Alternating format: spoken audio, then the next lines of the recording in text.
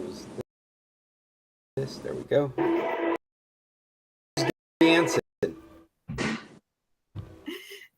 Sorry, I was just looking at Carol, are you doing Facebook TikToks? and my friends. No, my friends got married, or my son of a friend of mine got married, and I'm just going through the pictures, and they had a dance. So. Oh, nice. Well, here we are. Bill, Carol, Chester, Paul, Carol, Dave. maybe you can Good morning. tell Bill Good to to see you turn off guys. his microphone. Yeah. Microphone. Bill, stop hammering not in the there. background.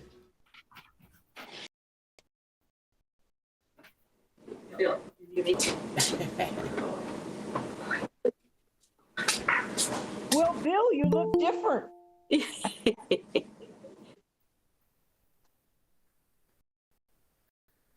Hey, Jim's joining us.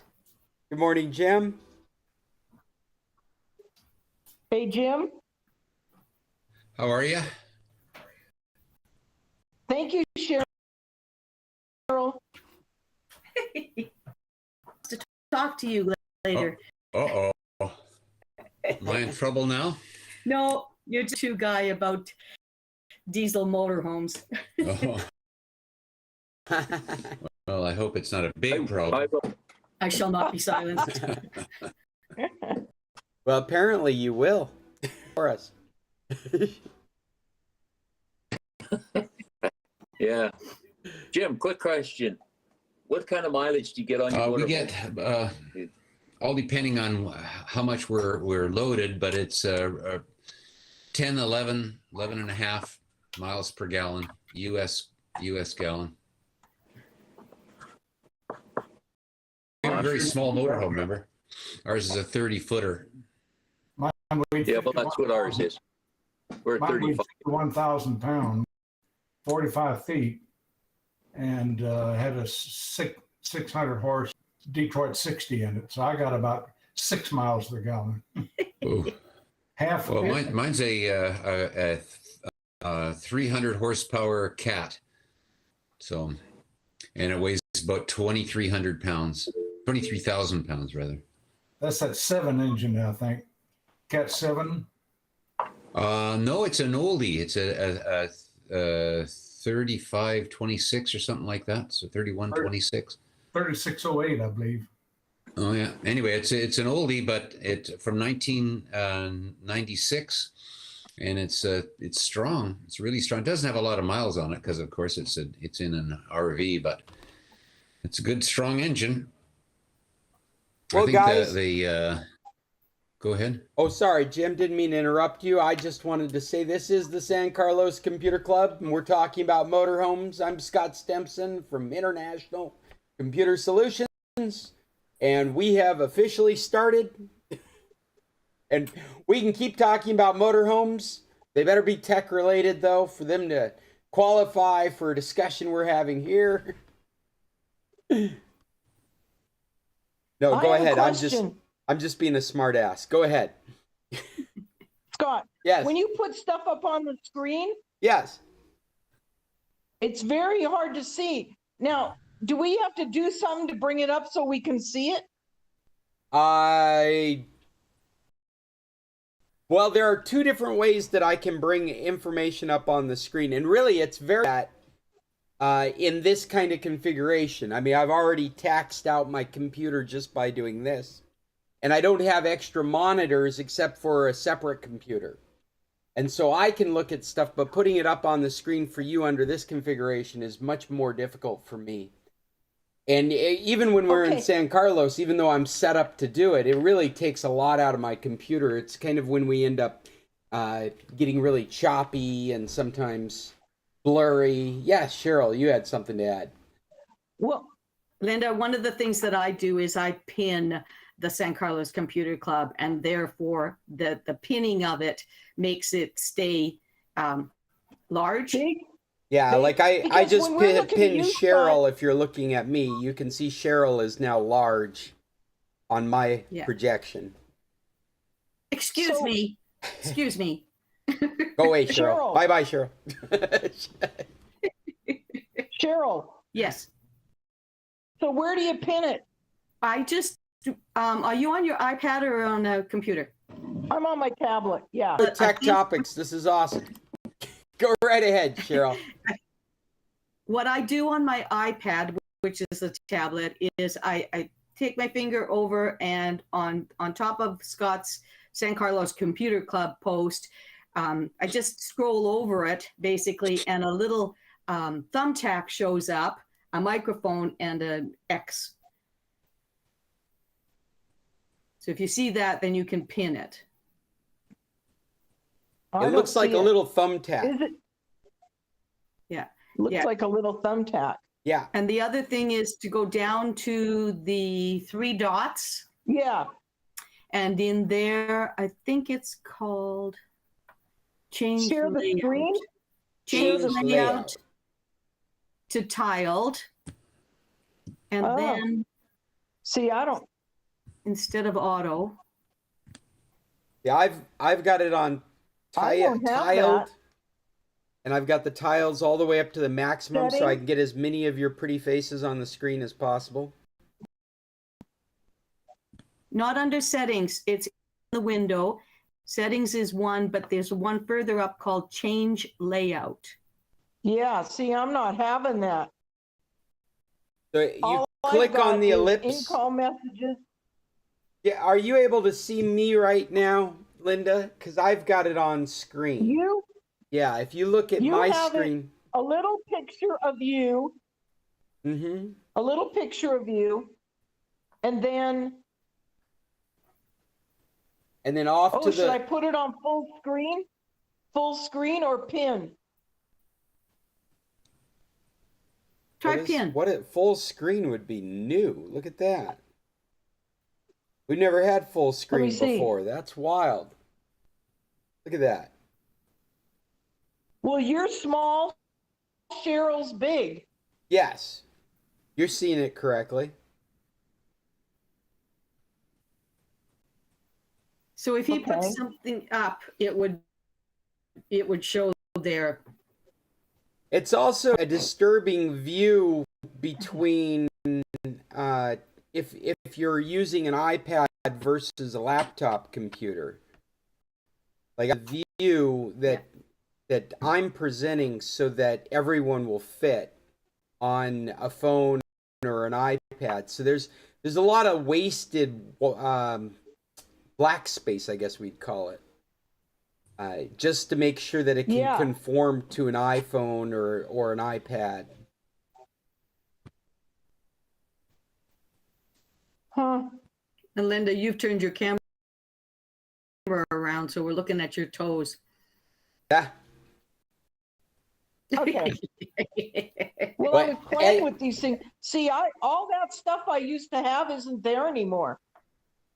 I don't even know where the thing was, to put the new backgrounds. Well, that would be under settings, right? That would be under No, apply not- visual effects. Yeah, see, this isn't Blur anymore. effects, background.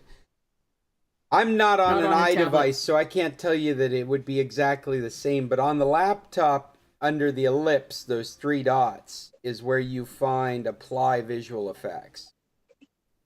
Is that where you find it on an iDevice, Cheryl? I can't remember. I don't have my iPad. Or are you on a Well, laptop right now? On my map, it's down at the bottom in the middle. There's 6 buttons, and one of them's the 3 buttons, and it says apply visual effects in there. Yeah. So that's Yeah. how I'm getting it Mine on doesn't my show that computer. You're getting that on your anymore. Macintosh. So the question is, how do you do that on an iPad or Linda? You're using an iPad right now, right? No, Oh, what are you using? Google, Android. Oh, an Android tablet. That's interesting. Right. I got an Android device right here. Let's see. I'll join our Yeah, when discussion I from my click on the phone. 3 dots, I'm not getting that stuff anymore that we used to get where you could change the window and all that. Okay. I'm bringing it up right now. I'm going to jump into our meeting from our phone and just see what that ends up looking like. I can get full screen. First time I'm aware of the not full big enough screen. Really blurry. You're really blurry. Well, I'm having Linda, there's internet 3 problems on dots my on- end. I don't know if you can clearly see me. Everyone can clearly see me, but I'm over here broadcasting. For some reason, this morning going out You're is a real fuzzy. big deal on my end.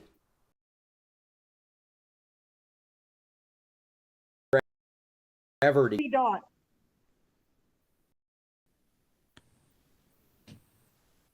No. I got the 3 dots, but it's not showing all that stuff it did where you could change the backgrounds. Mm-hmm. Right. All right, I'm in the meeting with my phone. Turn off this microphone.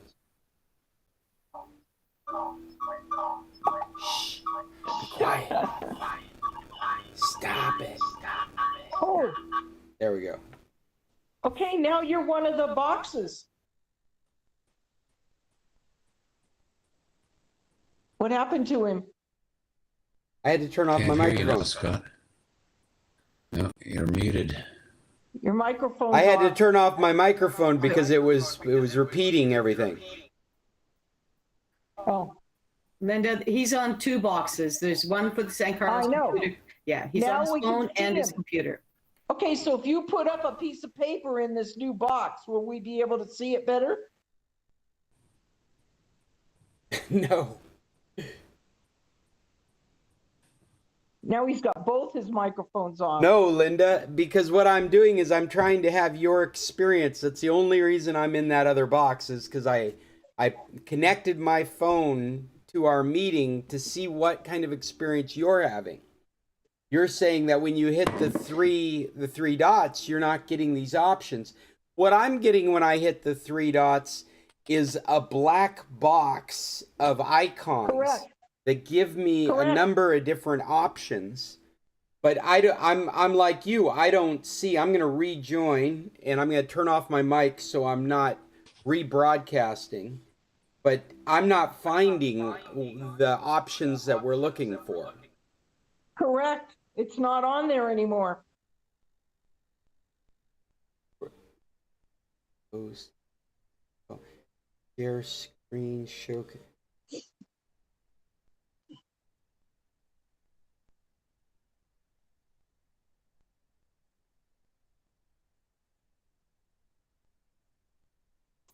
While we have a pause here, Linda, we're discussing view. What we see is your hair.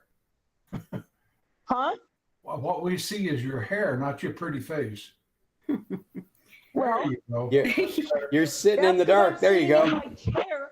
Okay, so what does work is You're the also very backlit. Yeah. what does work is the pinning. And so you can still pin something to be but the layout is not an option on the Android device where you can choose I just got it. to Yes. tile it. Click on your. I just got it. You got to click on your picture on the 3 stars on your picture, and then you get the effects, the backgrounds, all that come up. And that's what Cheryl was describing for you earlier, is your ability to get that pinned. There are 3 dots on each individual square, as well as 3 dots on your main menu. So Yeah, it's but 3 dots. Android doesn't have that, Cheryl. Yeah, tablets do, but the Well, different yeah, sets of 3 dots. that's the experience I just had, is that if you click on the square, then you get the option to pin it. Yeah. Where there You have to isn't a click 3 on your dots picture. like there is on another device. Right. That may be because I got you're on it now. full screen. Huh? It may be because you're on full screen. I No. just experimented with that, Chester, and it didn't seem to make any difference on the Android device, whether it was full screen. It seemed No. to have the same experience. So on Android, you have three little stars like at the bottom where it's got your picture and then it says you on the left. And then there's three little stars. That's where you click on and then you get the full screen with all the backgrounds. When you click on the three dots on the Android, you get the in-call messages, share the screen, show captions, settings, report abuse. I got it now. Well, awesome. But I still don't know how we make you look bigger so that we can get the pieces of paper like that you're showing. Like When when you we show do a an, screen present, well, you know what? I am not going to present anything anyway in this format. Maybe at some point during the summer, I'll have a better setup so that I can do that. But all I can do is just kill my whole experience if I try and present anything. I don't know if you've noticed, but the last couple of meetings have actually been better because I'm constrained. I can't do any of the stuff I want to do, so it's not hurting my meeting. Well, when your picture is small and then it's got everybody's picture in that box, isn't there any way to just have nobody's picture in the box, only you? Oh, sure, and I switch between that occasionally, like this you're talking about. And if I was to do a present my That's screen, much better. I would do something like this. And now you're seeing everything that's on my screen, like the meet notes. But when I do this, there we go. Here's our document. It's just really hurting my computer. And so I'm not going to be doing any of this kind of stuff Oh, because my computer's like choking right now Okay. trying to do this. okay. There we go. Everything's out of whack. Oh, all right, it's all working. Did everybody get this week's document of possible topics?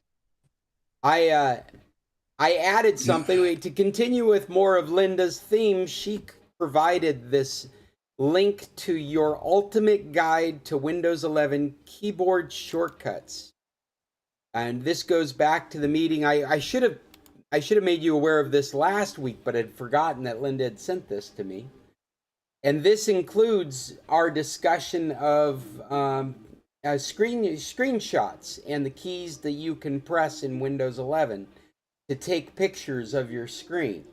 It's that and more. And so what it is it's a huge inventory of all these different, I don't have to grab the mouse, I don't have to know where the menu is, functions for Windows 11.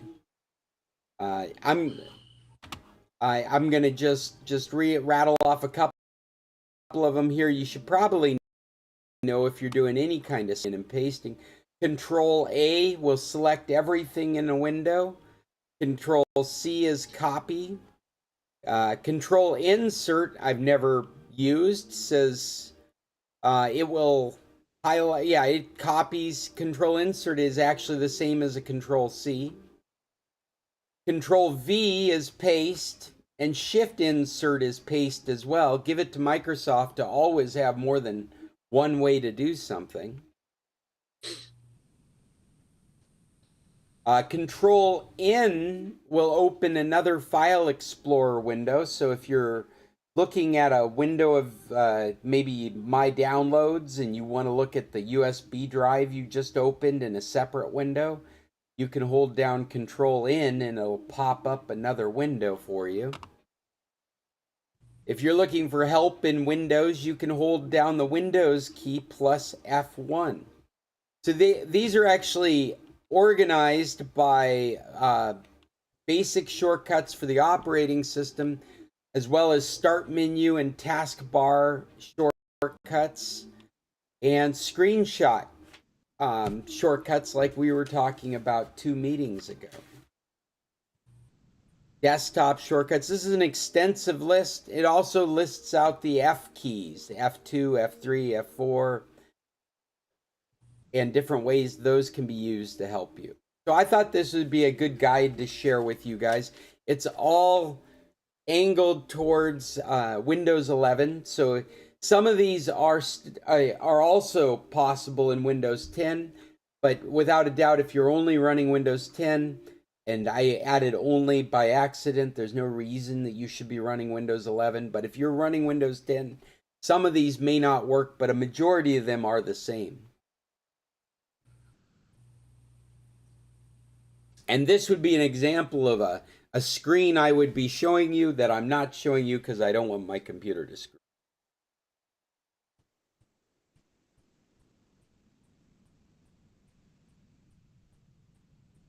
Did everyone get that link? I pasted it into the in-call meetings for today's document. It's right at the top of the document. Your ultimate guide to Windows 11 keyboard shortcut. I also stuck on our list of questions and topics an issue that Chester and I just recently had that I wasn't aware of was happening, but it had literally happened about a week before, and Chester had been fighting with it for a week. And this was, the way it manifested for Chester is he couldn't get access to Gmail through his Outlook program. It all of a sudden had all kinds of errors when trying to download or send email. What we discovered was Google has shut off their less secure connections method. And some of you may be having problems with their Gmail on an Android device or an older device. And this may explain it. If there's somewhere out there that you used to be able to receive your Gmail and now you're getting errors for unknown reasons, it almost gives you the impression that your password is wrong because of the kind of problem it is. In case you're not aware of it, the less secure connection methodology has been around forever. Google has had a very secure way that you can connect to its services, but has always made allowances for older devices that wasn't compatible with the more secure methodology. And this is something that you might also mention. Go ahead, Chester. I'm sorry. Might also mention that there was no warning and no alert that this was happening, and it was quite an effort for Scott to really find out what the problem was. We worked on it for a long time. I actually had to. Part of us figuring it out was going out and searching news to find out what has happened, because they didn't give us much of a buildup, or if they did, it was lost in the minutia of the internet.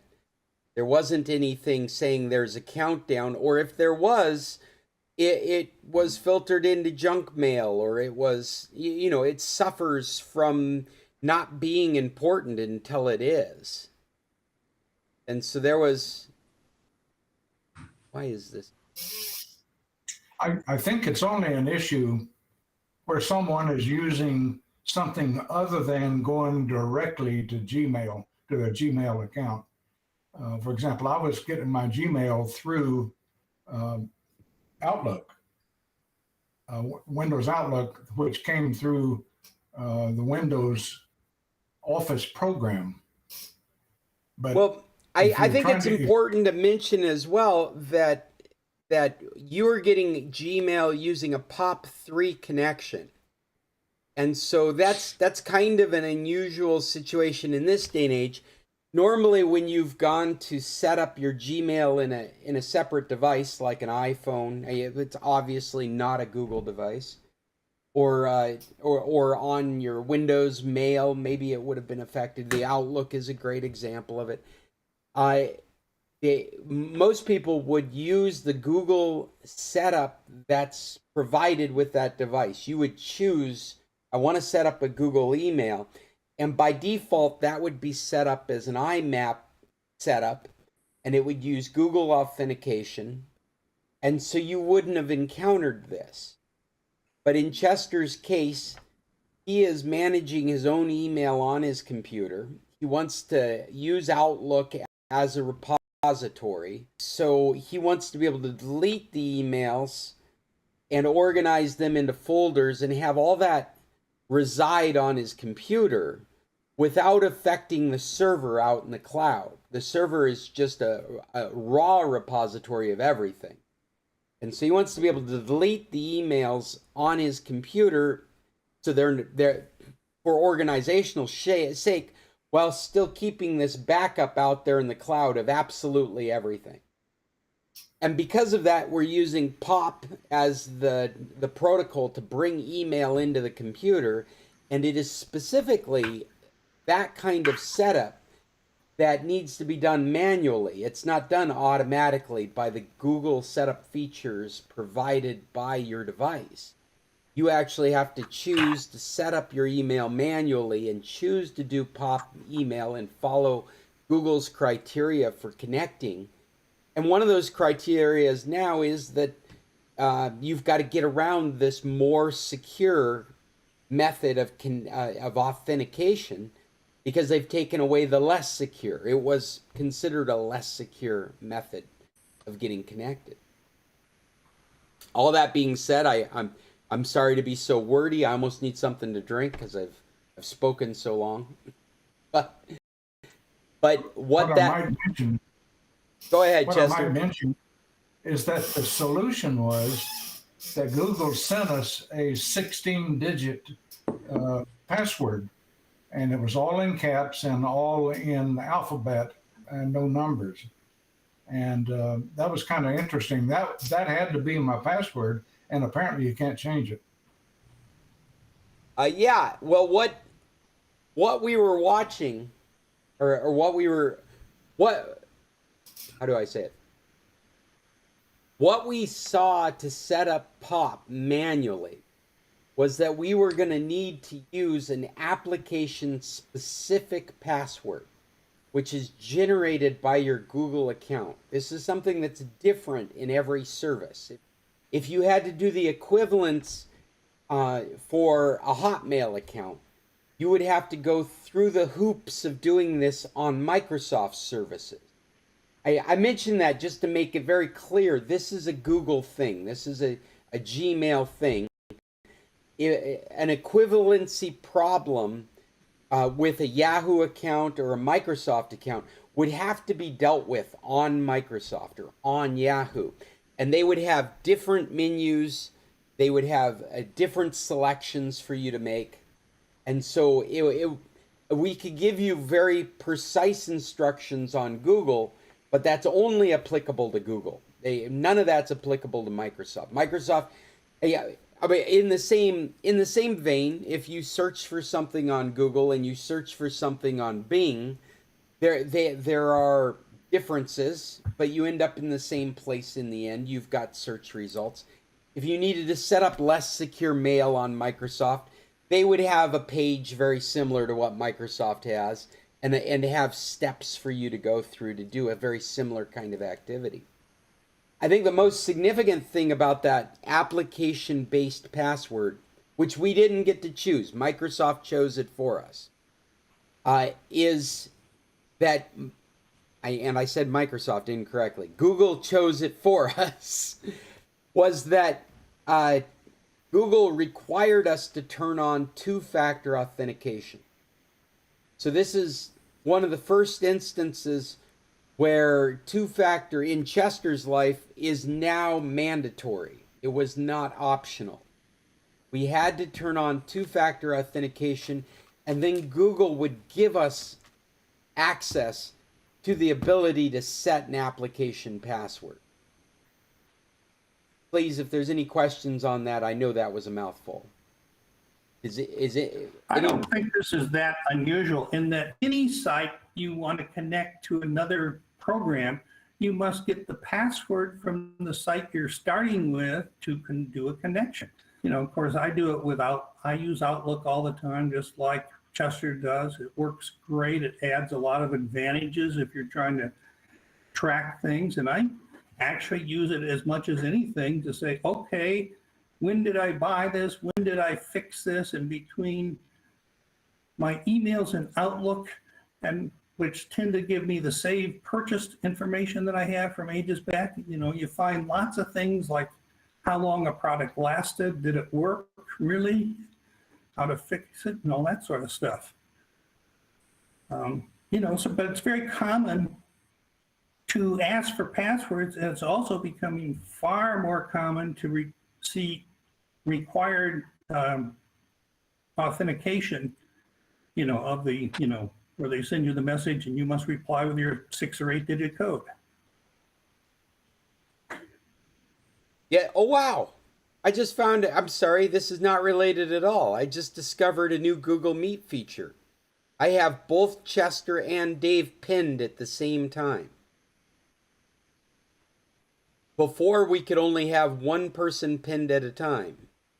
And I would put somebody that was speaking, I would pin them so that they would be the main presenter on my screen. And then I would pin someone else as they were talking, and that would move them up and replace the last one. How many people can I have pinned? Wow, now I've got 3 people pinned. We And can now- still only see one.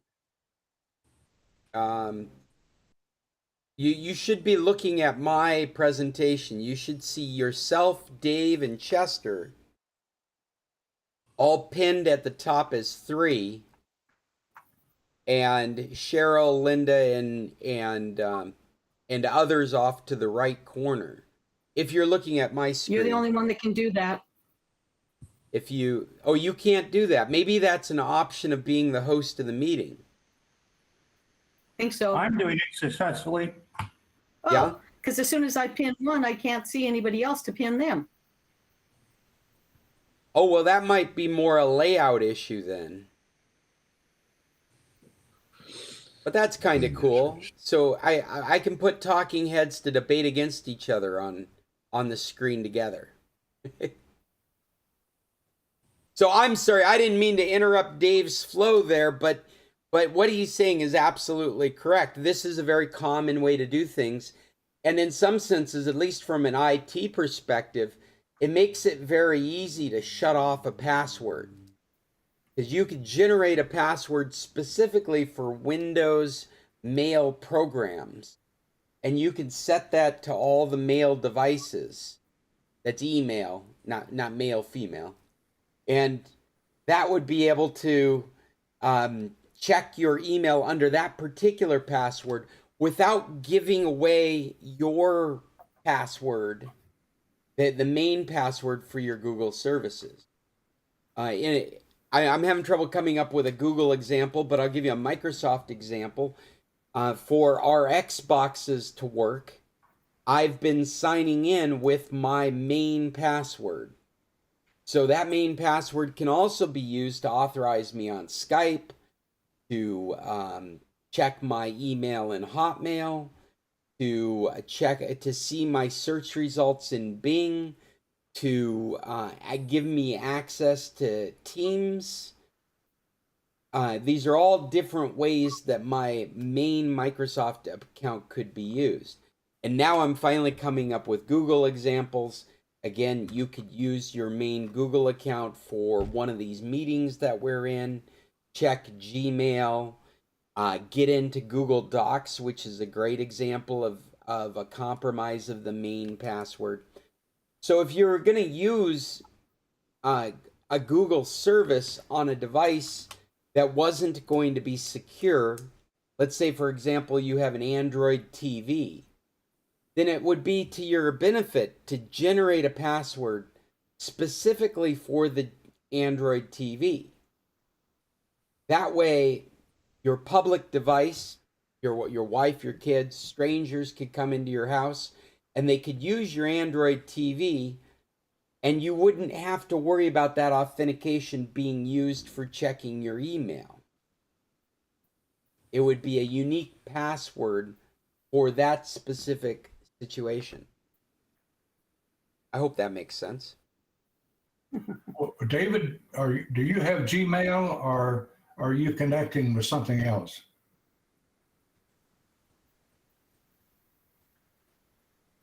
Did we lose David? Mike going. No, I use something else. If you look at my email, it's at linteriors.com. Linterior, my wife is Lynn. She's an interior and kitchen. Linteriors.com is her domain, and it actually runs on my son's server on the East Coast. So it's a super private domain name type thing because there's only like 50 emails on the entire server. Then you wouldn't have the same problem I had. No, I also use a thing called mail.com. And mail.com is a freebie email. You can have lots of different choices to which one it is, whether it's mail.com or email, another, lots of different things. But because it isn't used that much and because it's free, you can find your exact name or something like that as an email name. And so I use that type of thing, which is very similar to using Gmail, where it's coming in as another POP3 website, web connection. So anyway, with Outlook, as well as some of the other email servers, you can have incoming emails from multiple locations all appearing on the same email server and choose between them because I've got a few other emails that I use specifically, mostly for problem websites where I want to make sure it's something very, very unique that's only communicating that email to one specific website that I find either very suspicious or, something like XE, a financial website that I don't want anyone else knowing I'm transmitting money back and forth. By the way, XE probably has the best way to transfer money to and from Mexico at relatively low cost. Well, that's interesting. I think we've talked about that before, haven't we? What company is that? XE. There's another one that people talk about in San Carlos a lot. XE is actually the same type of thing, slightly better exchange rate than what you'll get from that other company. This is between the U.S. and Mexico. They give you the best rate. It's between anywhere and anything. Do you think you get the there best was rate regardless of what country to what country? Yeah, I think so. I believe there was a discussion recently on Viva concerning that subject. Yeah, they tend to, most people use the alternate site versus XE. Well, we should put XE under our recommendations, Dave. It's just trying to quite figure out- worthwhile. They also have excellent maps of graphing the exchange rate. Whether you want it the daily exchange rate, seeing how it flows, or if you want the rate for the past 10 years, all the way back as far as that, if you're interested in that sort of stuff. I'm thinking I used to use a WordPress plugin to do real-time exchange rate calculation for the website. I think it was from XE. And they give you an instant quote also. I just tried to open the page and it made my whole computer go crappy. XE.com. XE creators, XE plugin. The letter X. XE, yeah, I'm on it. But it froze and then it did all kinds of things. Not getting a quick answer to what I was thinking, but I think I've used it before for WordPress. Plug in WordPress to change rates in real time. Well, there's another exchange rate called Ulink. Ulink. Yeah, and you can get your money like at Banorte. I think it's Banorte. You can pick up your money over there. You're able to, yeah, you have to go into Wymus to get it, but you get it there. Yeah, you can pick it up there. And so these are But I know a all, lot of people seem to be having problem with Cibanco, so these are all alternatives to like wiring money or using Bitcoin. You could use one of these services to exchange money across the board. So on the XE, it says, 3 easy steps. The first one is to create an account. It doesn't tell you if there's any fees or anything with that. All you need is an email address. Enter details, add recipient. You'll need their address, bank account, and payment information. And you're saying that Mexican bank accounts work? Yes. So I transferred to my BBVA checking account down here. Okay. Confirm and send and make, yeah. So Dave, And you can get it, you don't have to submit any information for anything to see the quote on the first screen.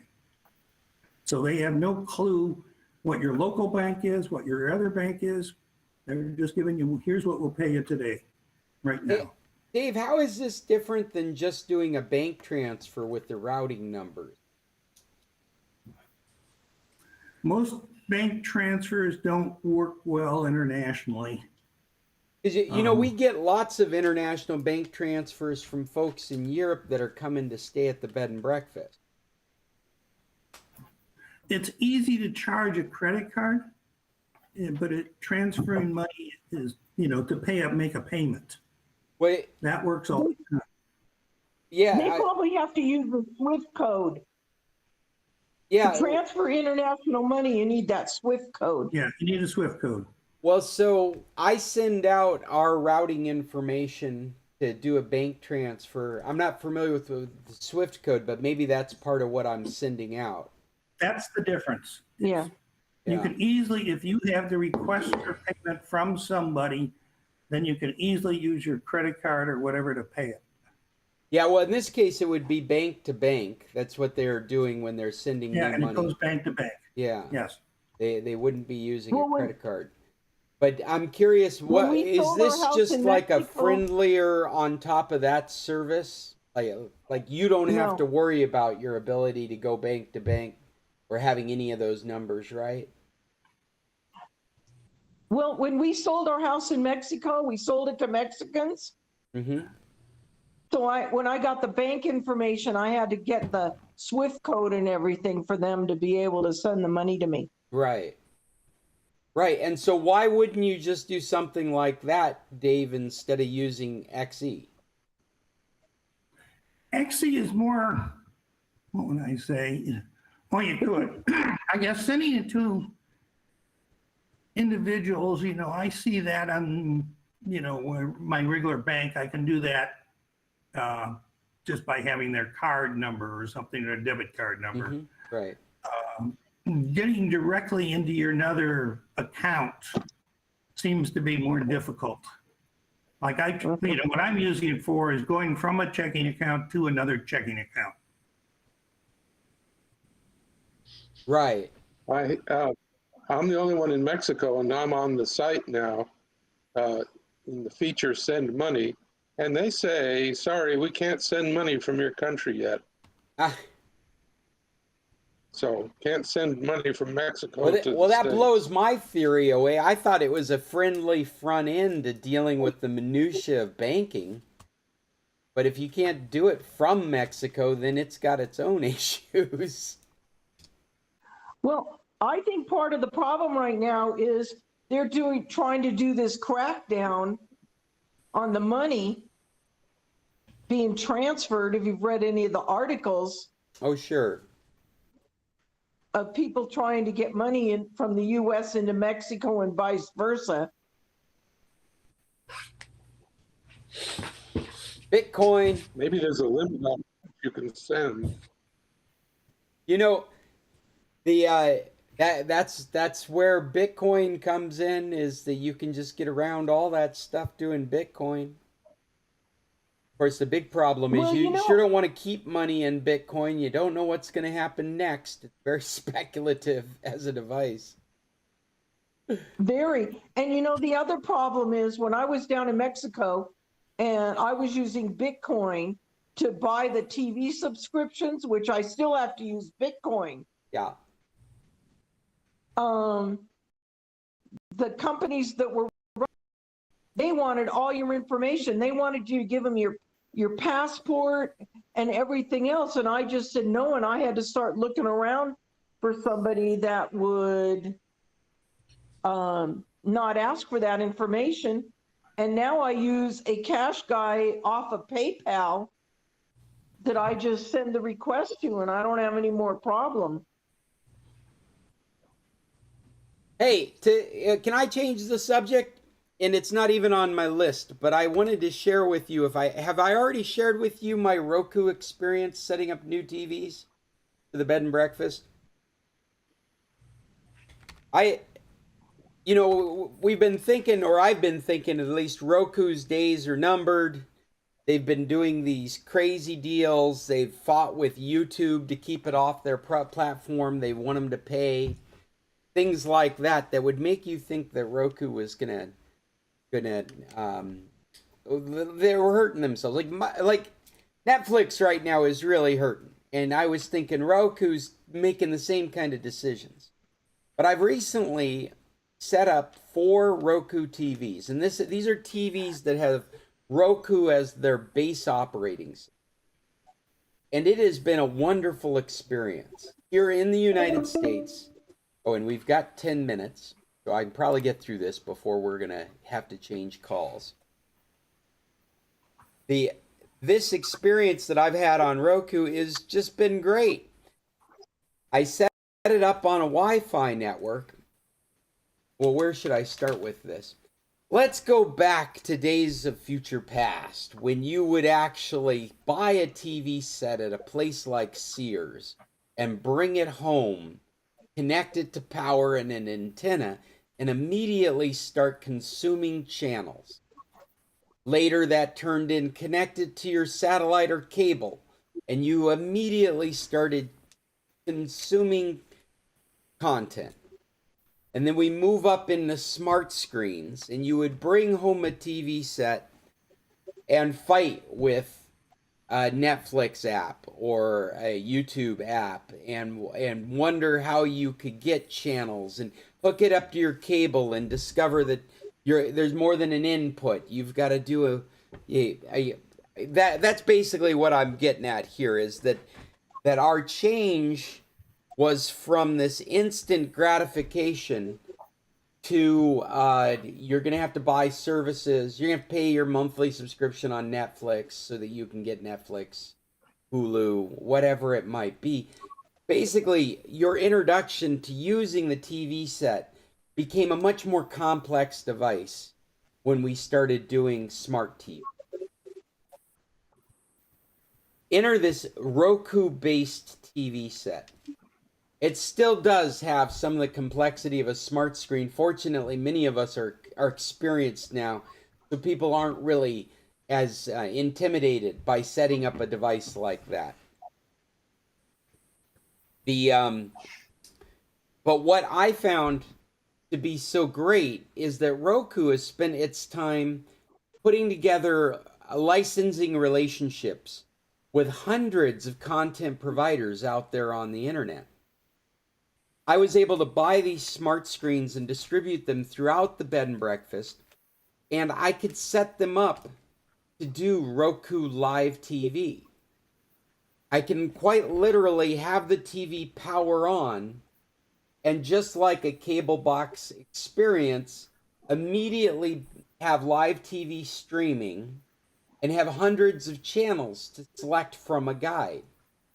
This is really important in the bed and breakfast, because if you guys have ever gone to any motel or hotel, you grab the remote control for the TV and you click it on, and what you want is just immediately to be able to switch between channels, to flip through content, local content, satellite content, cable, even close circuit TV content. Maybe a Hilton has provided you with 40 channels of Hilton content.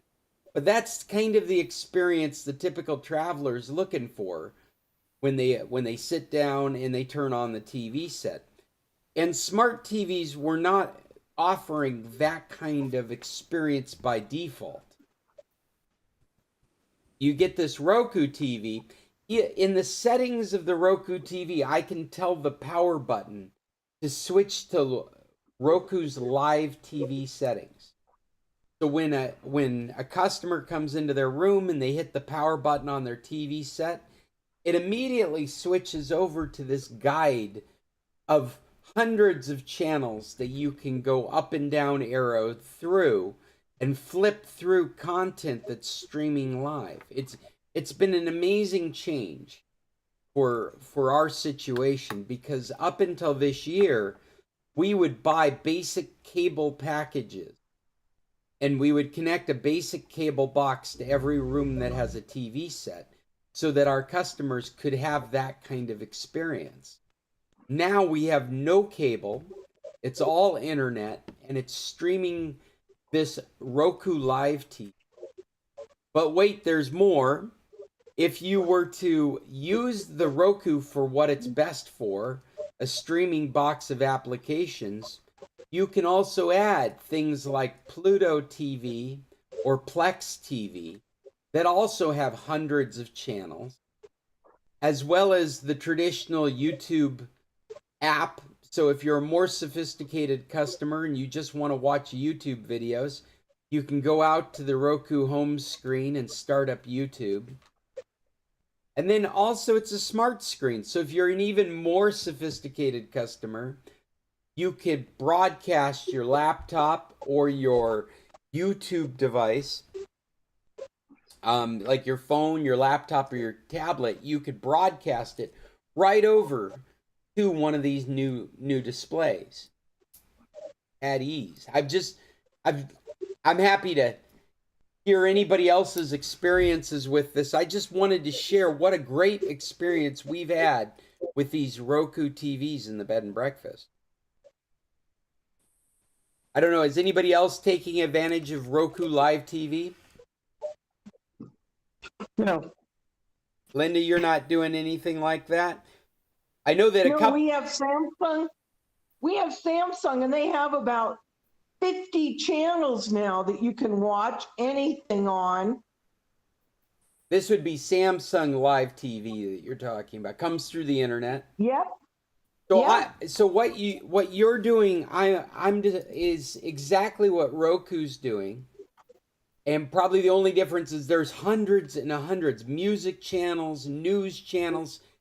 When my customer turns on the Roku TV, it's like they're looking at a cable package, and they would have to explore a little bit to understand that this isn't coming from any local cable provider. This is streaming through the internet through Roku's offering, just like your Samsung TV. The Samsung TV has what they call TV Plus. Say that again. I'm sorry, it broke up for me at least. They have TV Plus. Okay. So you just click on the TV Plus, and all the channels are listed. So there's all kinds of stuff. Like, I like the $1 Million Listing, but there's other stuff on, all kinds of other shows you can watch for free on there, and they keep adding more and more channels. Yeah, I think this is... And then... Oh, go ahead, Linda. I'm sorry. And then if we want, my problem is in this house, I can't use that antenna for the local channels because for some reason we have, we're just enclosed here and we just can't get it. You can't get over the air TV. Friend's house, at another friend's house, we went and hooked up the over the air TV, and she's getting about 60 channels now. I was surprised to come home to Anchorage and find somebody had hooked a digital antenna up to my flat screen in my apartment. And there's easily 2 dozen channels available just over the air. Uh-huh. which I was never aware of being available in such abundance in the past. I mean, granted, I haven't used this screen in 2 years because we've been closed and we haven't been here. But that was a big surprise. I think this streaming a TV package for free from the manufacturer is the thing of the future. I think Roku's really ahead of the game. I've seen the Samsung TV, and it's exactly what I'm talking about. But the Roku offering is like that on steroids. It is divided into news channels and music channels and comedy channels and sci-fi. There's 3 sci-fi channels, all being offered for free because 1 minute. I bought a TV from Roku, a TV that uses Roku as its operating system. Let's go ahead and start up the next meet and continue this over into that meeting. Thank you, Chester, for the heads up.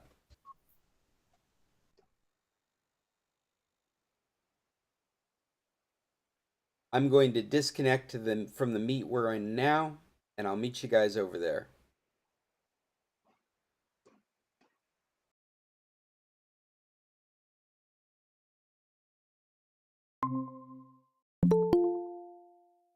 Everybody.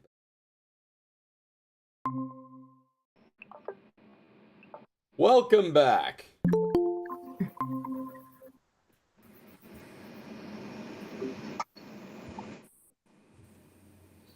How about that? Excellent. That was a very Cast quick us out. transition, folks.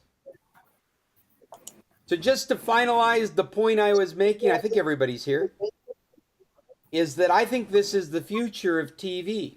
I have been thinking that the future of TV is just a dumb monitor that you can add services to. And this Roku experience, oh, I guess we have people that are getting disconnected and reconnecting. Have we stabilized? Is everyone with us? Back to 8. Everybody's here. All right. So just to finalize my point on this, I really feel like for many years now I've been thinking smart TVs are going to die, and what we're going to end up with is very sophisticated appliances that the smart would be passive, that you would add the smart to it. I just saw that as the trend that we were going to move, because smart TVs started out really dumb. They're slow and clunky, and they didn't really have a good definition of what they were going to do. And so it I made think that's sense. the smart TV we have. Yeah, that's what you're using, huh, Cheryl? I think so. Yeah, we bought it. It said Roku enabled or something on it when we bought it at Costco. I haven't been able to figure out what Roku does or is or anything. And then we bought the Fire Stick, and I use the Fire Stick way more than I ever even was able to with the Roku, because the Roku kept telling me that that wasn't available in my country or in my district or whatever, or that I would have to pay a subscription and all these kind of things. And I already pay for my cable TV. Why am I going to pay for more with Roku? So Right. my experience was extremely frustrating. And I said, this is not a smart TV. This is a dumb TV. So with the Fire Stick, I have made it into something that I can kind of work with. But I've got the Fire Stick remote, I got the TV remote, I got the cable TV remote, and I have to do this. And once we came home, and we'd used the Fire Stick down in Mexico and in a couple of hotel rooms on the way home, I can't get my remotes to control the volume. Like, I can't get everything on one. Well, and you know, We'll take it that was my recommendation. I have a Samsung TV at home, 60-inch, beautiful screen, but it's got smart in it, and the smart is really dumb. And the moment I added a Fire Stick 4K to it, and I specify the 4K because the international version does not get the kind of performance that the 4K does. The 4K is the device you want if you're doing Fire Stick. And that identified the Samsung, and I had all the aspects of a smart TV, including volume control and power control, and we never touched the Samsung remote any longer.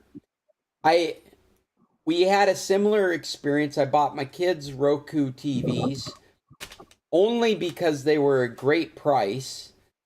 Not because I thought we would be taking advantage of Roku. We're in Mexico, so we can't really take advantage of Roku TV, I don't think. I'm actually interested in exploring it now on their Roku TVs when we get back to Mexico, because it was so seamless here in the bed and breakfast with these Roku TVs. But the point I'm trying to make is that if it's got the right performance, I think that I'm done believing that it's going to be a dumb monitor. I think what's going to sell TVs is going to be these TV packages. So you can buy a smart TV and have 100+ channels immediately pop out of them as soon as you connect it to your internet. And you don't have to sign up for Netflix. You don't have to have a YouTube TV subscription. You don't have to pay for Hulu or be in Disney Plus. You're going to go buy a $200 screen, hook it up to the internet, and there's going to be 100+ channels waiting for you to watch. And that's going to be offered as a Roku offering or a Samsung offering. And I've been seeing for the last year TV sets that are using that are licensed to use Fire TV as their base operating system. And I've been watching for the last year as Amazon has been beefing up their live TV offering. And I think that's where we're going to see these TVs competing. And it'll be very similar to I just lost it. It'll be very similar to the PC market, where you've got HP running Windows and you've got Dell running Windows, a Lenovo running Windows. I mean, basically, you're having a Windows experience regardless of who the manufacturer was.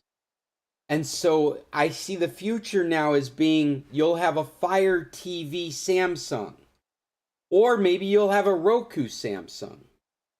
You'll have a Roku TV TCL. Did I say that right? Yeah, because I get it confused with TLC. TCL TV. Or you'll have a Roku version of a TCL. These will represent more than the interface. These will represent the channels that they have put together that are an offering you're interested in. I see a future where you're out shopping for a TV set and you're looking at a Samsung and you're like, but wait, that doesn't have the Amazon TV lineup that I'm familiar with, because that's a Roku Samsung. Are they offering a Samsung Amazon Fire TV version? I think this is where we're going with this stuff.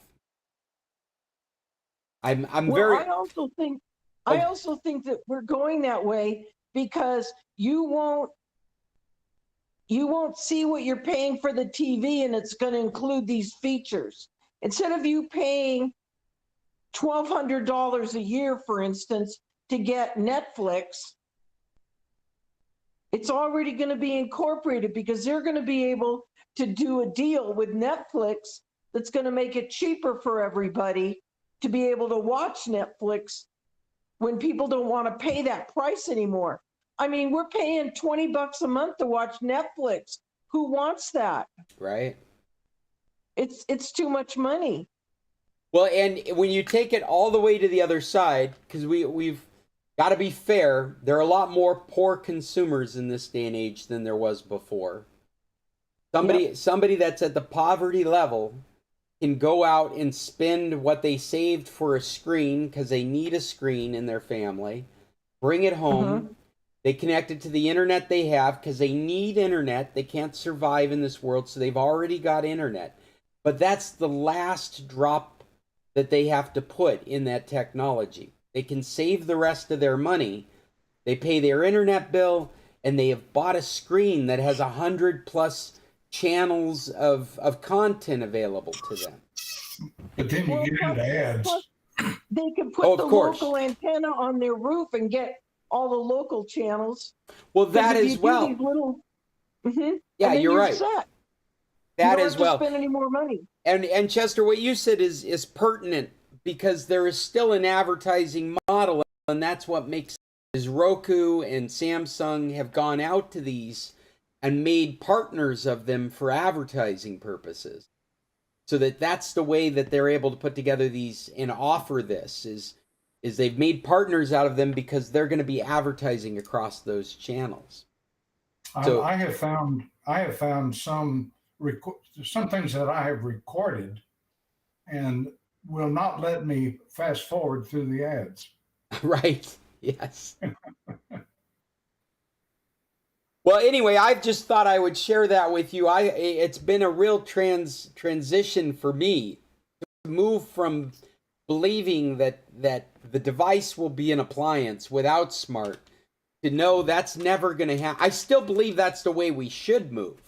And I feel that way about appliances in general. I feel like your stove, I'm sorry, Chester, go ahead. There's also the subject of getting rid of passwords that you mentioned in your Oh yes, last week we Yeah. were talking about it. and that has raised a question in my mind.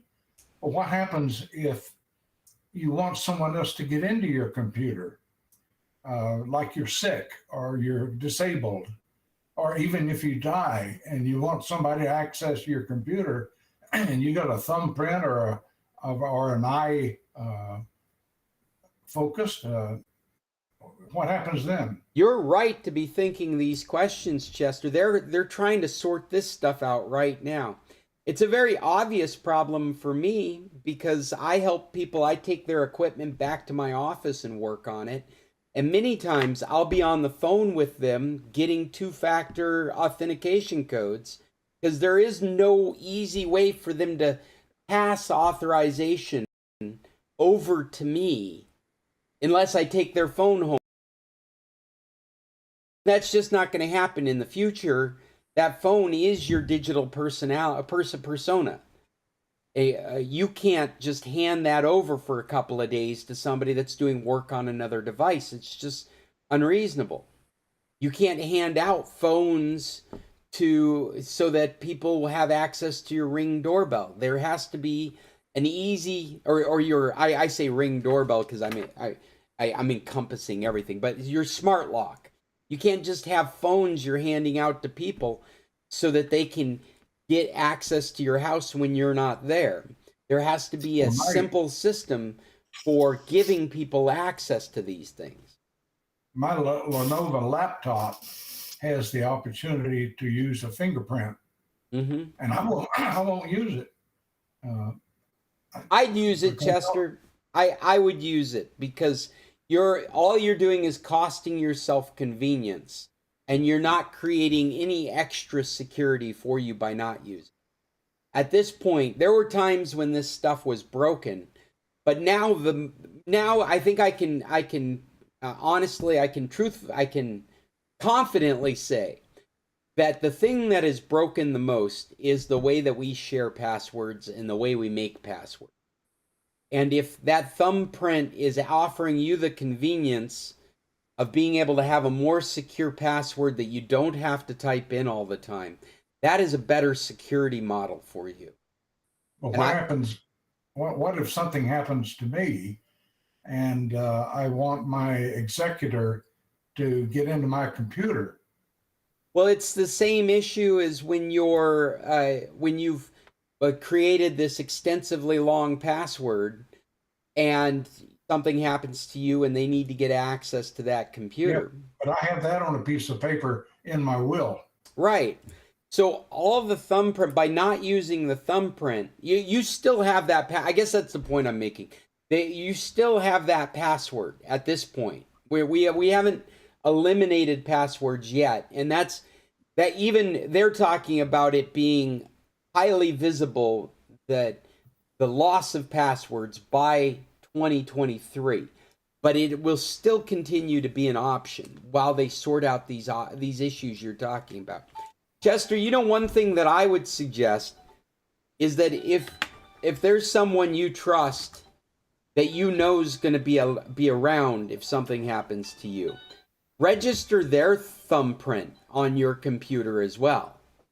They don't have to have a password, but they can have a thumbprint on your computer.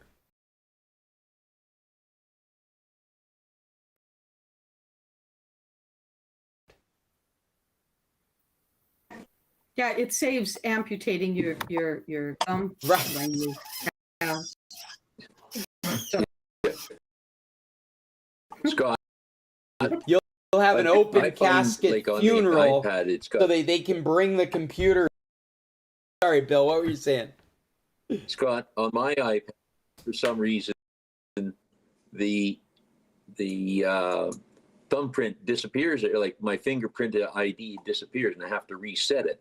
It isn't as reliable as I would have thought it should be. I'm finding that with our new iPad, Yes. it won't save my fingerprint. I have tried putting a couple of different ones on it, and it says you can put different ones on, and it never works. I have to punch my code in all the time. I've heard this I complaint find from your generation, which I'll be turning into shortly, and apparently there is something to do with fingerprints and consistency as you get older, and your skin and the way these devices interpret a fingerprint. I sympathize because I know we're going that direction, and I can only hope that the technology just continues to improve in this respect.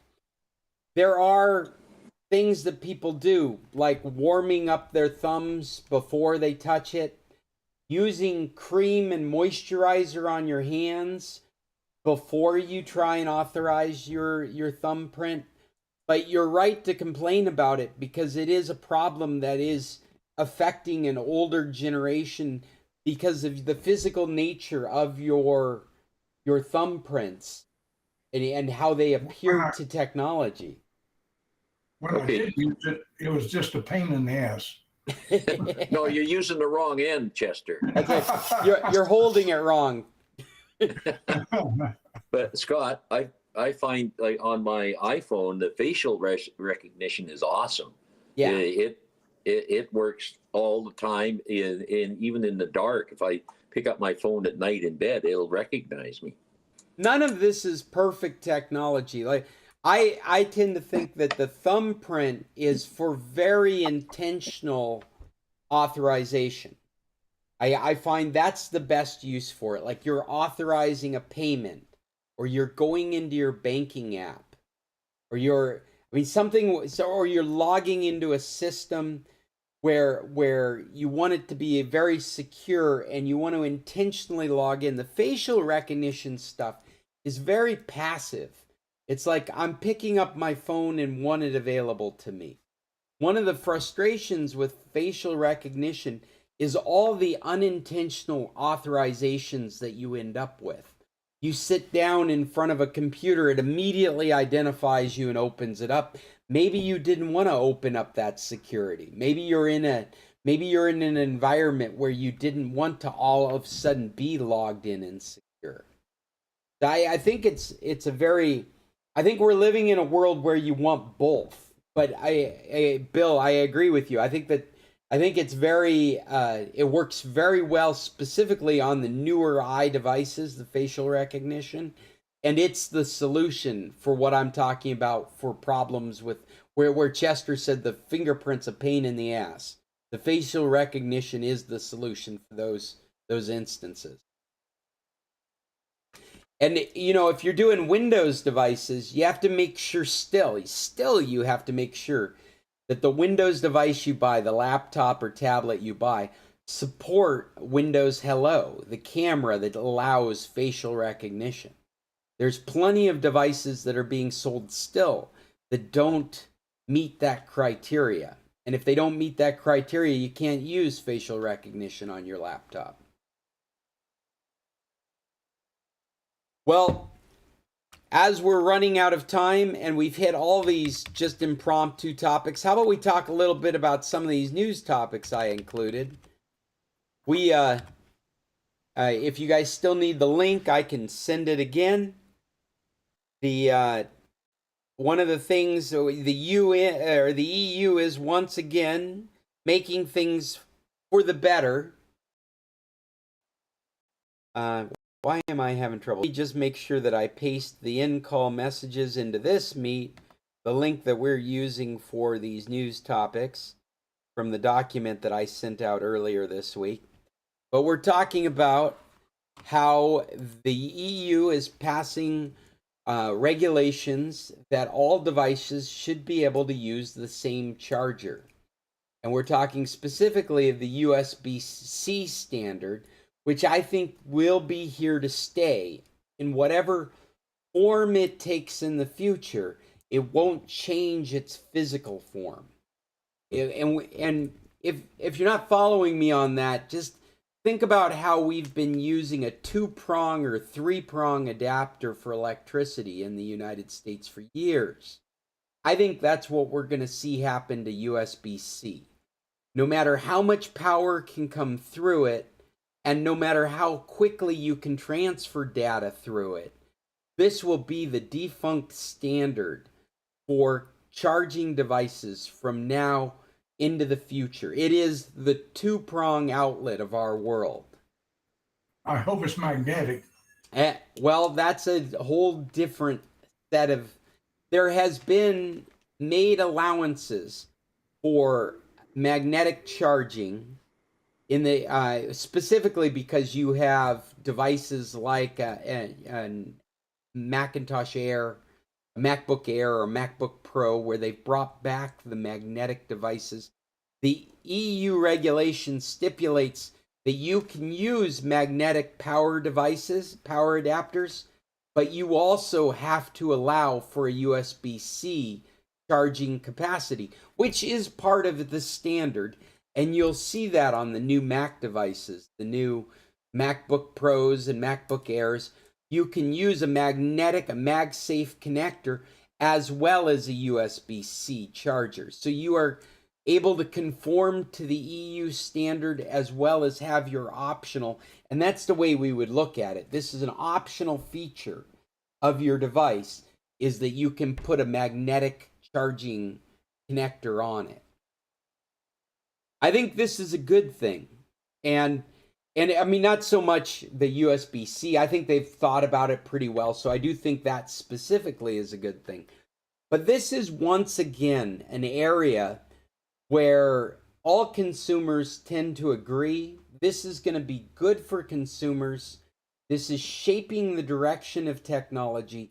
And the only reason it's happening is because as a community, they've decided to regulate this technology. And you've probably heard me say in the past that technology is the only thing that will thwart technology. So if you can do something technically, somebody else out there is going to be doing something against that using technology. And I'm talking in too vague of terms. What I mean is, if you're going to use encryption, somebody else out there is going to be figuring out a way to get around that encryption. You can't legislate not to use encryption. You can't. A while back, we had Senate bills and House bills that were being put forward that the FBI should be able to get into your iPhone in case of terrorism, in case of child pornography, there has to be a problem with that. And the reason is that if you decide to say no, you cannot encrypt that device. Apple cannot sell you a secure device because the FBI has to be able to get into it. Well, then the bad guys are just going to write software that is secure, and then they'll be the only ones using secure devices. It's the wrong way around.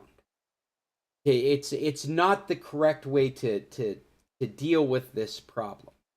Now, this is a problem spectrum, and when I talk about child pornography and terrorism, we're at one side of the spectrum of this argument.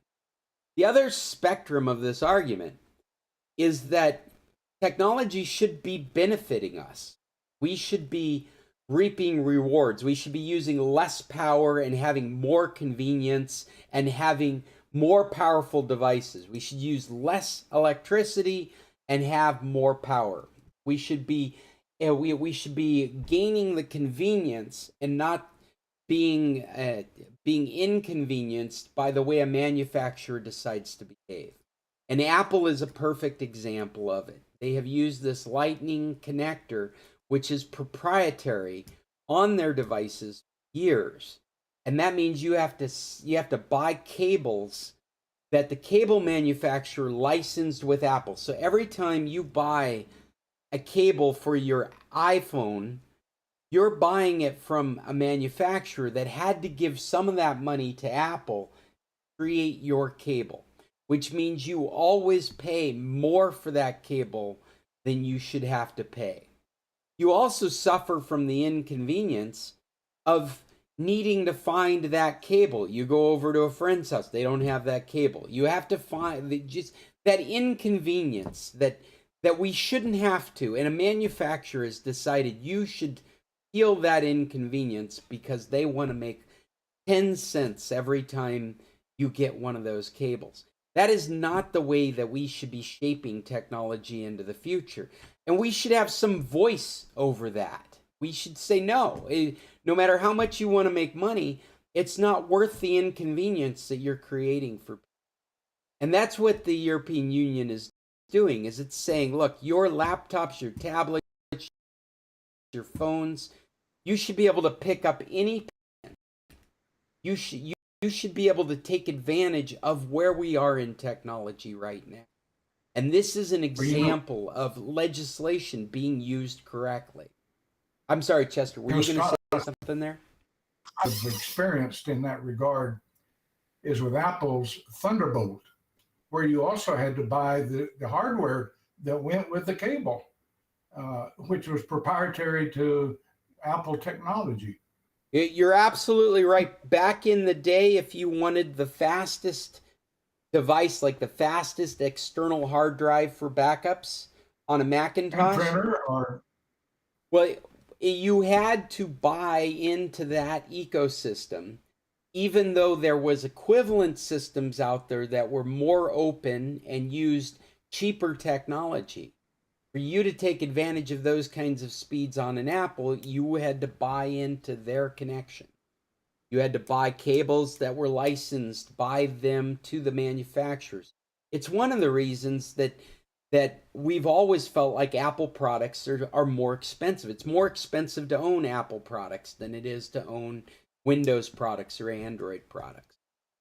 So again, I would say that following this isn't so much about we're going to use USB-C for charging everything, but this is one more example of how the EU is deciding how they want technology to go in the future, and they're listening to their community. And I use the word community because I want it to be loose, because we are a community. The way we use technology in the future should be dictated by us as a majority of people. We should be dictating how privacy works. We should be dictating how what we consider to be appropriate from manufacturers. I was starting to get into a little bit of, and I'm sorry that if I'm beating all around this, but the appliance thing really bothers me. The smart appliance thing really bothers me. I know people that have thrown away a stove because a computer board went out.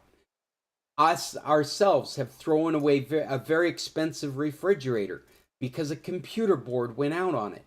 Why are we allowing these manufacturers to build things that are technologies that have been around for 100 years and have worked perfectly until we introduced computers to them? There is a reasonable expectation of buying a stove that it would continue to heat food in perpetuity. as long as something doesn't fail on it, is like you could repair it.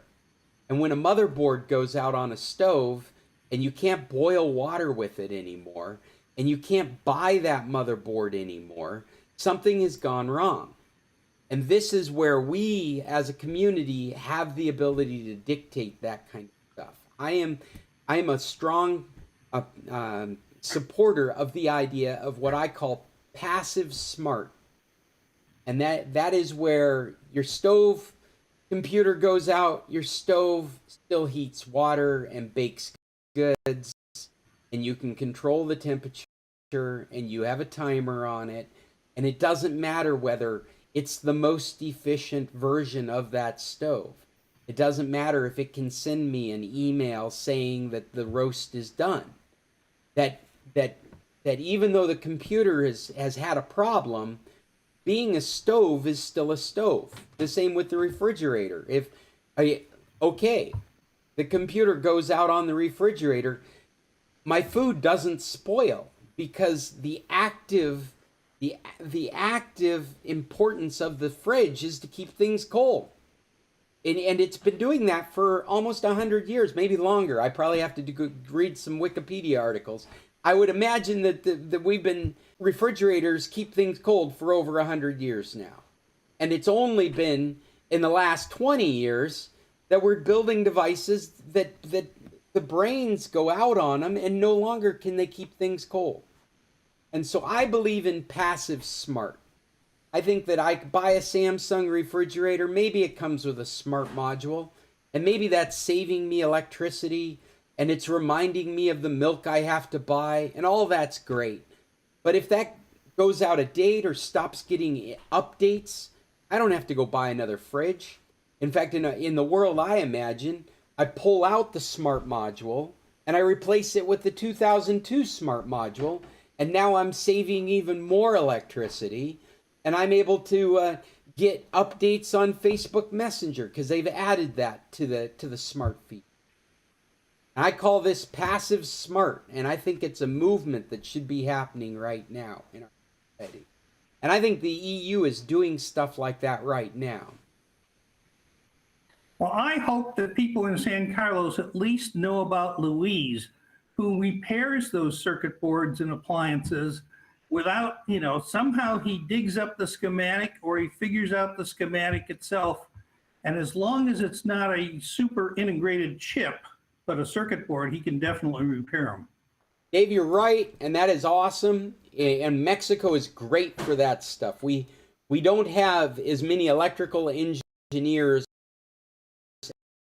at that level at the United States, whereas Mexico has some of these guys that are backyard geniuses that can find the burned out components, order them, and repair them for you when you can't buy the whole motherboard to replace it. Yeah. It's also financial in that the rate he will spend sometimes figuring out stuff just amazes me. I know I had years ago a system board replaced in my PC, and little did I know that it was one that had been locked. And he spent, I don't know how much time figuring out how to unlock it. Yeah, no, we'll always need people like that in this world. But I do believe that this idea of active smart is wrong. And it's one of the reasons that I have been thinking that TVs will turn into just dumb monitors that you bring smarts to. If Roku's going to do this, and Samsung's going to do this, and Fire TV's going to be licensed to manufacturers like Samsung and TCL, then I don't think we're ever going to get the smarts out of the TV. But I do still... Yeah, I never used the smart in my TVs because it's always going out of date and doesn't seem to get updated, like having a separate device to do the smart, like a Roku or a Fire Stick or something like that gets updated. And this is precisely why we should be behind this idea of passive smart, not active smart.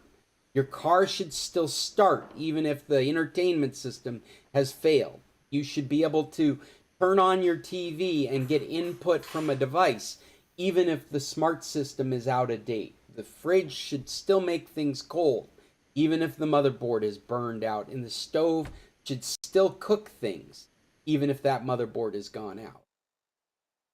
Right now, the EU is showing us, they're showing us the path with this. These common sense concepts need to be they need to be regulated with legislation. So manufacturers are forced to follow this kind of criteria. There's plenty of things, there's plenty of innovation happening out there that we can't have an opinion on because we don't even understand what we're going to need in the we just don't get it. That's why we have people like Steve Jobs and Jeff Bezos and Elon Musk. They are the futurists of our society.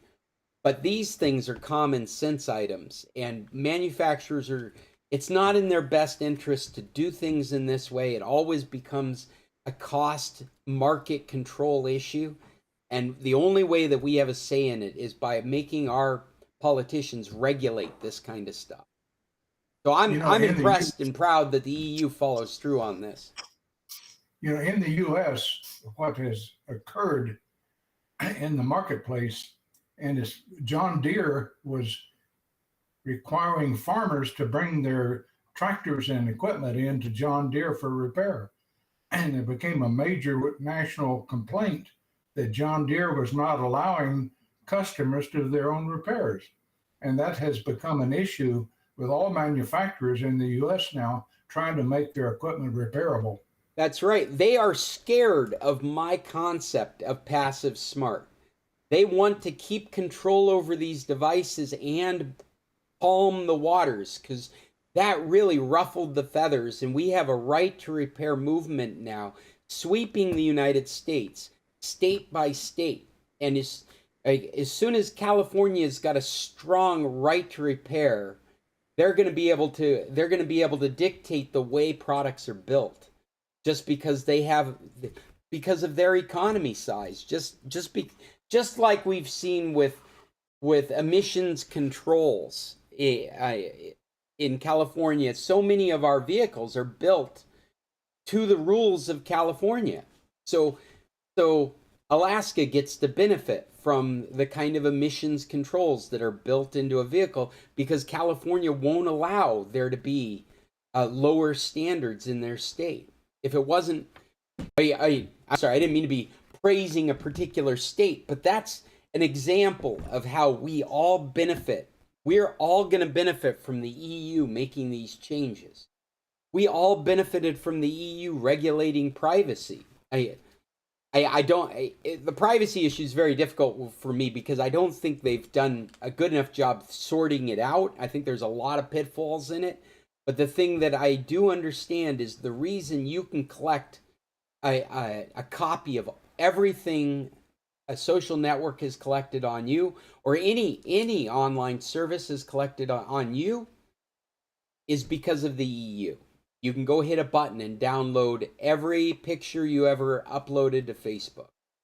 You can hit a button and download all the content that has ever been collected on you through Microsoft services. These things exist, and they didn't until the EU started regulating it. Your ability to delete everything that a service has on you, like a Facebook or a Twitter, that only exists because of EU regulation. Your ability to wipe the slate clean and get out of a service is because of EU regulation. It is too expensive to have two different sets of rules. And the reason we have it is because they don't want it regulated in the United States. And so they're giving it to you because they're having to do it in Europe. They have to. And they don't want you thinking about regulating it with the legislation in the United States. So we get the secondary side effects of what happens in the... I'm very happy to see it going down like this. I wish our politicians were insightful with what would benefit our community. They're not listening to us. I think Chester's wave is a good indication that we're running out of time. If anybody would like to say anything more on that, Cheryl, were you going to add something? I'm sorry, I didn't mean to interrupt you. No, I was going to change topic.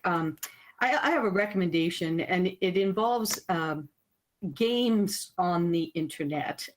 Let's And move we to were talking before recommendations about- because we only have a little bit of time left. Okay, our fingerprint as we age isn't working as well, and neither is our brain. So, okay, we have these games that we play, word games, different things like that to keep us going. You know, you do your Sudoku puzzle. Well, there's a Wordle out there, which is the word. One is the 5 different letters and make up a word. But there's a Canuckle, Canuckle.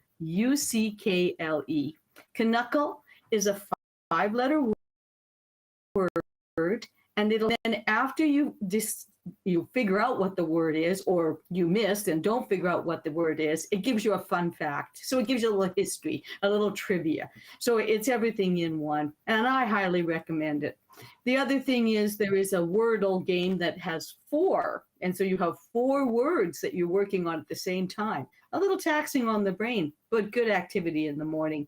The other one is the World, WORLD, and Worldle, they give you a picture of a territory or a state or a country, and you have to figure out in 6 guesses where that country is and where that is in the world. And they'll give you a percentage of how close you are and how many kilometers in ours, how close you are to the country. So anyways, some brain games online, free of charge, that you can play in the morning. What was the name of the 4-letter word, Wordle? The 4 one is Quordle, like a quad, Quordle. Quordle. Wordle.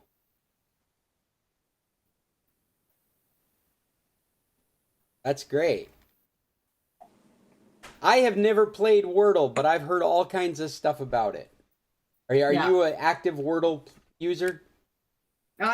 We do one every morning, and there's one on Facebook too, which is Daily Word Puzzle. And I actually had a friend that said, "Would you please take me off your notification of how you did on the Wordle today?" Because she got fed up with it, but that's okay. I've just deleted her from the post if I ever do post it. You're gone. You're missing out. Out of there. Self-selected. Yeah, it is something that's out there, and it's kind of fun to do. We had granddaughter here for the weekend, and so we were watching different things, but I had to watch Sing 2. So I don't recommend it, but it's something that I had to watch. What are you watching? And What about you guys? You got any other Ghostbuster recommendations? Afterlife again. What was that, Bill? yeah, I'm sorry. I think We watched Ghostbuster Afterlife one more time. Because it's awesome. A great movie. Anyway, I have a possible recommendation.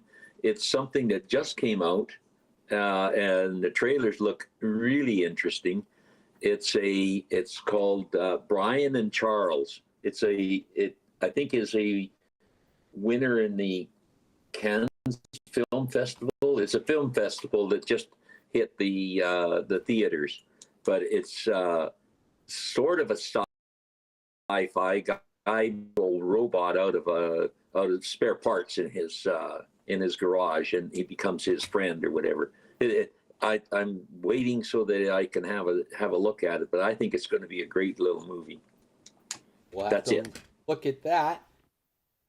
I don't know if we've ever mentioned it. Oh, we had to have mentioned it before, but The Orville has a new season. So if you're a Star Trek fan, The Orville is what I consider the most appropriate Star Trek of this day and age. Star Trek is all over the board. Actually, let me get 2 plugs in for shows that are awesome right now. Strange New Worlds is the authentic Star Trek, and this is the Captain Pike series. This is 10 years before the original series of Star Trek. This is Enterprise adventures with a different captain, with Spock before he met Captain Kirk. Rebecca Romanoff is in it, and she does an awesome job as the number 1, the second in charge. besides the captain. The time period is great. It's great special effects, and it fits in to the Star Trek theme of that original series, kind of the same kind of action and but the Orville, I mean, so that's one of my recommendations would be Strange New Worlds. But the Orville is the epitome of what Star Trek was.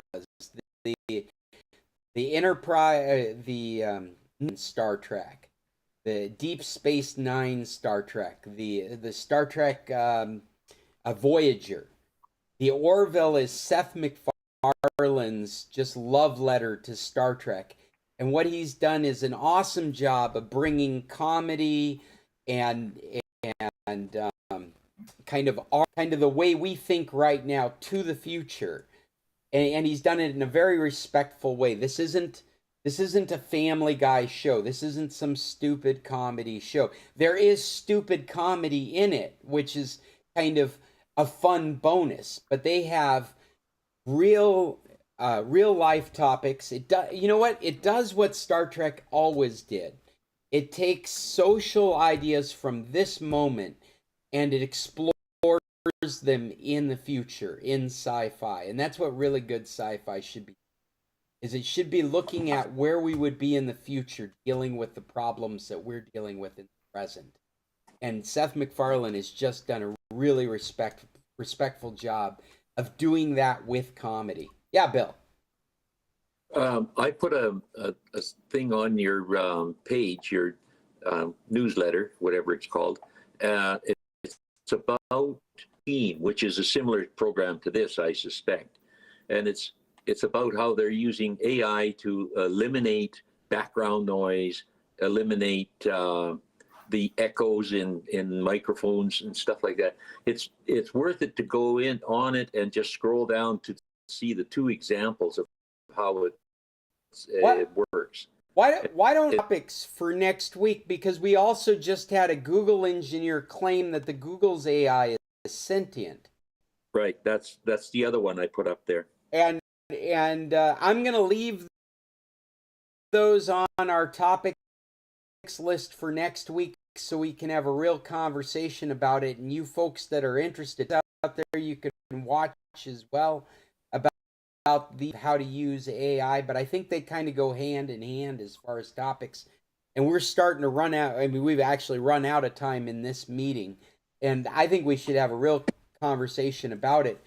The highlight is this Google engineer has been let go. Kind of in the same way a whistleblower would. So it's kind of interesting. Was he let go or he was just sidelined? Well, that's interesting. What I've read this morning had me under the impression that he was retired early,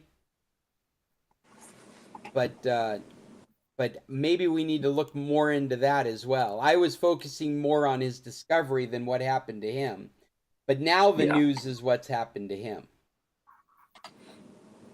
All right, I'm out of here. Tech On group. All right, you guys.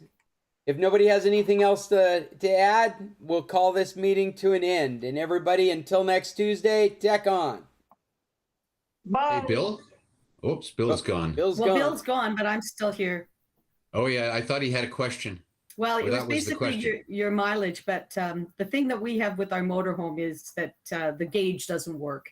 So we have to try and figure out how far we can go. Oh, yeah. Well, one thing I don't know is that it's sometimes if you're using different pumps to get your gas, you go in and out of, you don't always get the same amount. So figuring out how many miles to the gallon it is, you have I'm to use turning the off same my pump microphone to and these do it folks so they don't sort have of to listen to scientifically, me. you know?